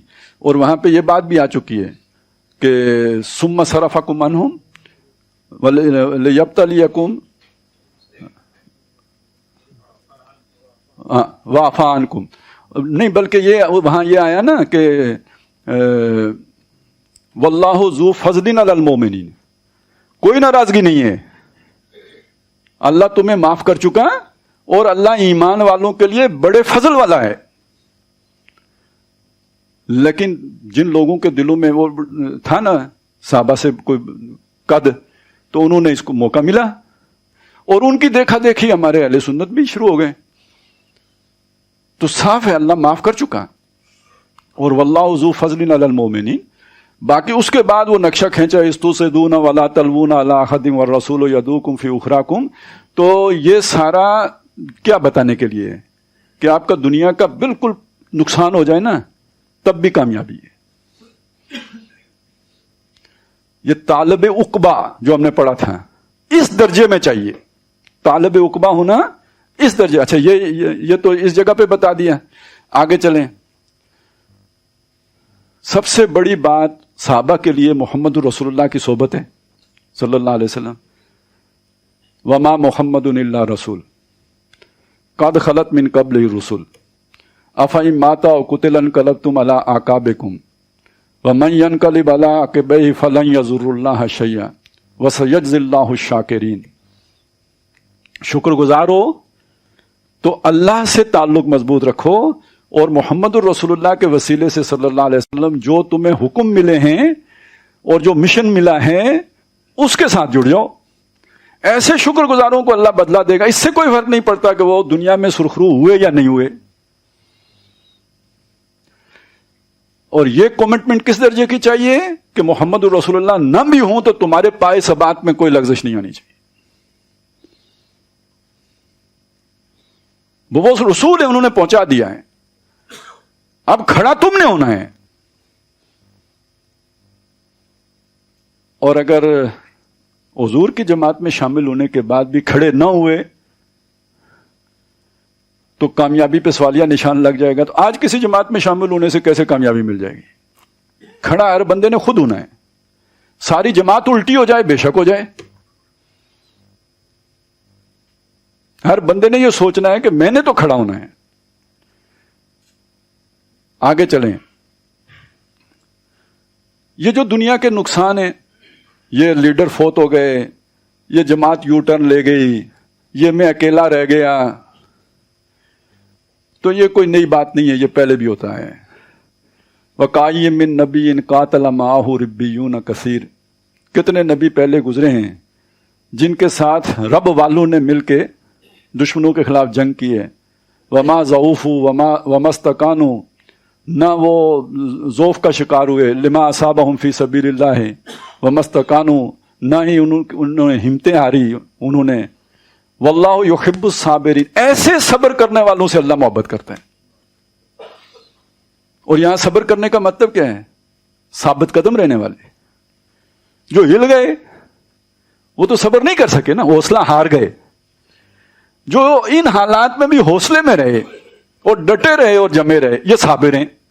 تو صابرین کا یہ معنی ذہن میں رکھیں تو معلوم ہوا کہ یعنی ایسے ہمت کے پہاڑ چاہیے، بلکہ یہ کہ کوئی گلہ شکوہ بھی نہیں. جو اللہ کی راہ میں مصیبتیں آئیں، مصائب آئے، دکھ آئے، جو نقصانات ہوئے، جو اپنے پرائے مارے گئے، کوئی اس کا بھی کوئی گلہ شکوہ کدھر. وما کان قولہم الا ان قالوا ربنا اغفر لنا ذنوبنا. یہ اس کے پیچھے پوری کہانی ہے. یعنی یہ مصیبت آنے پر انہوں نے نہیں کہا، مگر یہ کہا کہ ہمارے رب ہمارے گناہ معاف کر دے. یہ گناہ معاف کر دینے کا کیا مطلب ہوا؟ کہ مصیبت جو بھی آتی ہے وہ کوئی نہ کوئی اپنی غلطی کا نتیجہ ہوتا ہے. وَيَعْفُو عَنْ كَثِيرٍ. اللہ بہت معاف بھی کر دیتے ہیں. وَمَا أَصَابَكُم مِّن مُّصِيبَةٍ فَبِمَا كَسَبَتْ أَيْدِيكُمْ وَيَعْفُو عَنْ كَثِيرٍ. بہت سی اللہ معاف بھی کر دیتے ہیں، لیکن یہ کہ آپ نے کچھ کیا ہوتا ہے جس کی وجہ سے آتے ہیں. اسی کو میں نے کہا کہ وہ دل پہ داغ ہے نا، اس مصیبت نے وہ آ کے دھو دیا. تو وہ بھی یہی کہہ رہے ہیں اللہ یہ ہم سمجھ گئے کہ کیوں آئیے، تو ہمارا گناہ معاف کر دے. وَإِسْرَافَنَا فِي أَمْرِنَا. اپنے معاملے میں جو ہم سے زیادتی ہو گئی ہے، کوئی کچھ حد سے تجاوز ہو گیا ہے، وہ معاف کر دے. اور وَثَبِّتْ أَقْدَامَنَا. ہمارے قدم مضبوط کر دے. وَانصُرْنَا عَلَى الْقَوْمِ الْكَافِرِينَ. فَآتَاهُمُ اللَّهُ ثواب الدنیا، ان کو اللہ نے پھر دنیا کا ثواب بھی دیا، بدلہ بھی دیا، وحسن ثواب الآخرہ، اور آخرت کا بھی، واللہ یحب المحسنین، ایسے احسان کرنے والوں سے اللہ محبت کرتا ہے۔ میں نے بتایا تزکیے کے سب سے چوٹی درجہ ہے احسان۔ احسان یہ ہے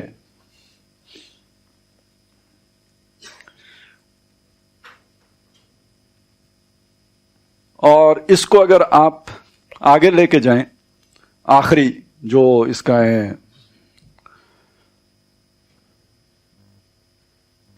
جو اللہ کی راہ میں قتل ہو گئے انہیں مردہ نہ کہنا، وہ تو خوشخبریاں تو خود تو لے ہی رہے ہیں، جو پیچھے ان کے کامریڈ ہیں ان کے لیے بھی خوشخبریاں لے رہے ہیں۔ اور جو ان کا معاملہ کیا ہے، ایک زخم لگا ہوا ہے اور اگلی پکار پر لبیک کہنے کے لیے تیار ہیں۔ الذین استجابوا للہ والرسول من بعد ما اصابہم القرح، جب اللہ رسول نے پکارا ان کو تو زخمی ہونے کے باوجود انہوں نے لبیک کہی۔ للذین احسنوا منہم اجر عظیم، جنہوں ان میں سے واتقوا اجر عظیم، جنہوں نے وہی احسان آ گیا، اور پرہیزگاری یہاں اس کے ساتھ جوڑا ہے، یہ پرہیزگاری ہے، ان کے لیے اجر عظیم ہے۔ لوگوں سے نہیں ڈرے، تو پھر آخر میں جا کے تو باقاعدہ ایک تقابل آ گیا ہے، یہ بس میں آخری آپ کے سامنے تقابل کر دیتا ہوں۔ فرمایا کہ جو دشمن آتے ہیں، مخالفین، شیاطین کے ساتھی، یہی تو آزمائش ہوتی ہے۔ انما ذالکم الشیطان یخوف اولیاء، یہ شیطان ہوتا ہے جو تمہیں اپنے دوستوں سے ڈراتا ہے، یعنی وہ بڑا ان کی ٹیکنالوجی، وہ یہ وہ فلاں وہ ٹینگ وہ اس طرح وہ اس طرح، یہ شیطان کا کام ہے، وہ تمہیں اپنے دوستوں سے ڈراتا ہے۔ فلا تخافوہم وخافونی، اگر تمہارا تزکیہ ہو گیا ہے نا تو صرف محبتی کا مسئلہ نہیں ہے، خوف بھی اللہ کے خوف پر کسی اور کا خوف غالب نہیں آنا چاہیے، ان سے مت ڈرو، مجھ سے ڈرو۔ ساتھ یہ بات بھی بتا دی کہ اللہ نے انہیں یہ ڈھیل کیوں دی ہوئی ہے، یعنی شیطانوں کو اتنا کھل کھیلنے کا موقع کیوں دیا ہوا ہے؟ یہ اس لیے دیا ہوا ہے کہ آخرت میں ان کا کوئی حصہ ہی نہ باقی بچے، اتنے جرائم کر لیں کہ وہ سیدھے دوزخ میں جائیں اپنے ان جرائم کی وجہ سے جو انہوں نے حق کے مقابل کیے ہیں، اس لیے اللہ نے انہیں یہ چھوٹ دی ہوئی ہے۔ ساتھ جو ان کے ڈراوے میں آ کے جو یو ٹرن لے گئے، ان الذین اشتروا الکفر بالایمان، جنہوں نے ایمان کے بعد کفر خرید لیا، لن یضروا اللہ شیئا، یہ بھی اللہ کا کچھ نہیں بگاڑ سکتے، ولہم عذاب الیم، ان کے لیے بھی دردناک عذاب ہے۔ اب دیکھیں نا سچویشن کریٹ ہوئی خوفناک، تو جو لوگ اس سچویشن کا باعث بنے ان کو اللہ نے چاہا کہ یہ خوب جرائم کر لیں، اس لیے اللہ نے اتنا ان کو موقع دے دیا۔ اب ان سے ڈر کر جو لوگ یو ٹرن لے گئے تو وہ ناکام ہو گئے، اور جو ان کے سامنے ڈٹ گئے یہ ہیں جو سرخرو ہوئے، یہ ہے وہ تزکیہ جو مطلوب ہے۔ اور آخر میں یہ بات آ گئی، ما کان اللہ لیذر المؤمنین علی ما انتم علیہ، اللہ ایسا نہیں ہے کہ تمہیں اس حال پہ چھوڑے رکھے کہ جس پر تم ہو۔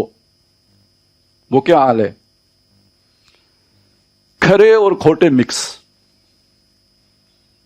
تو جب اللہ تعالیٰ کی نصرت آتی ہے، وہ نصرت کے جس کے نتیجے میں حق کا بول بالا ہوتا ہے، دین غالب ہوتا ہے، وہ تب آتی ہے جب حق اور باطل یا خبیث اور طیب علیحدہ علیحدہ ہو چکے ہوتے ہیں۔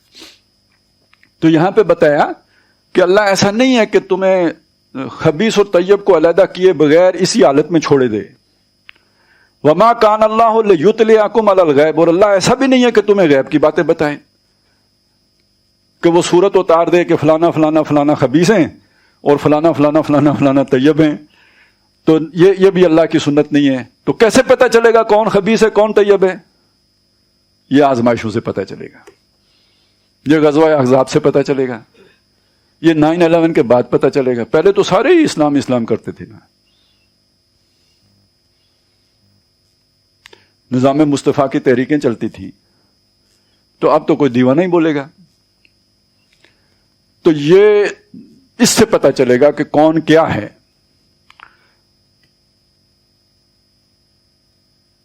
اس حوالے سے یہ آزمائش اب ہم صبح و شام ہم پہ آنے والی ہے.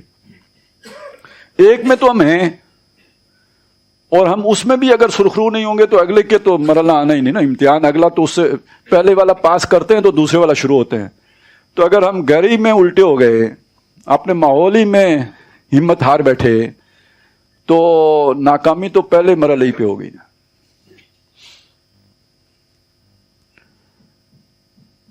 اور جب ہم یہ کر لیتے ہیں نا, یعنی وہ مشکل رستہ چھوڑنا چاہتے ہیں, تو پھر ہمیں وہ والا تزکیہ اچھا لگتا ہے کہ جس میں صبح آیت الکرسی 41 دفعہ پڑھ لیں, جو پتہ نہیں 21 دفعہ بھی شاید پڑھنے سے ہو جائے, بلکہ ہر نماز کے بعد ایک دفعہ بھی پڑھ لیں تو بس مرنے کی دیر ہے, آپ سیدھے جنت میں جائیں گے. تو پھر اتنی زیادہ کھینی کرنے کی پھر کیا ضرورت ہے؟ یہ سمجھ لیں, یہ کیا, یہ تو اللہ کے نبی کا فرمان ہے نا کہ جس نے ہر فرض نماز کے بعد آیت الکرسی پڑھ لی تو وہ سیدھا جنت میں. مطلب کیا ہے؟ وہ سارے فرائض چھوڑ گئے. بھائی وہ سارے کام پورے کر کے بھی تو ہو سکتا ہے حساب کتاب ہو, بھائی آپ نے اپ ٹو دا مارک نہیں کیا, آپ کے کام میں یہ نقص ہے, تو اس کے ساتھ اگر یہ بھی ہوگا تو پھر کام آپ کا آسان ہو جائے گا. وہ کریں ہی نہ سرے سے اور سمجھیں کہ ایک آیت الکرسی پڑھنے سے, تو یہ اپنے آپ کو دھوکہ دینے والی بات ہے. تو بہرحال لیکن لوگوں کو پھر یہی اچھا لگے گا, صبح سورہ یاسین پڑھ لیں یا اس طرح کر لیں تو ان مصیبتوں میں آنے کی پھر ضرورت نہیں ہوگی. تو اکثریت پھر اسی پہ خوش رہتی ہے, اسی پہ مطمئن رہتی ہے, اسی کو صحیح سمجھتی ہے. تو بہرحال اللہ تعالیٰ نے اگر ہمیں اس کا فہم دیا ہے, سمجھ دیے, تو ہم سخت آزمائش میں ہیں. اگر ہم اس کا حق ادا نہیں کریں گے, ہم اس کے لیے تن من دھن نہیں لگائیں گے, ہم اس کے لیے اس طرح خلوص اور اخلاص سے محنت نہیں کریں گے جیسے کہ قرآن مجید تقاضا کرتا ہے, تو ہماری پکڑ زیادہ سخت ہے. اللہ تعالیٰ مجھے بھی آپ سب کو بھی توفیق دے کہ ہم اس طرح عمل کر سکیں کہ جو اللہ کو مطلوب ہے. اقول قولی ھذا واستغفر اللہ لی ولکم ولسائر المسلمین والمسلمات.